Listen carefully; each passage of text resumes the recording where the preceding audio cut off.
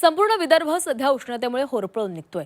त्याच्यापासून थोडाफार दिलासा मिळतो तो कूलरपासून। त्यामुळे नागपुरात कूलरची मागणी मोठ्या प्रमाणामध्ये वाढलेली आहे। सुमारे 2.5 ते 3 पट कूलरची विक्री वाढल्याची माहिती कूलर व्यावसायिक देत आहेत। शिवाय पाणी साठवणुकीची क्षमता जास्त असलेले कूलर यांची मागणी सर्वाधिक आहे।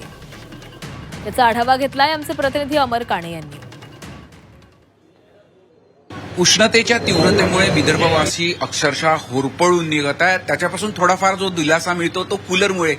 यंदा असलेल्या तीव्र उन्हाळा आणि त्याचा होणारा एकूण परिणाम आपण आरोग्यावर पाहतोय, पण त्याच्यापासून दिलासा तो मिळतो कूलरमुळे।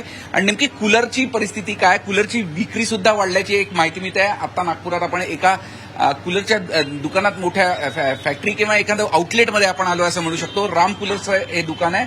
मोठ्या प्रमाणातून इथून कूलर संपूर्ण जगभर जात असतात।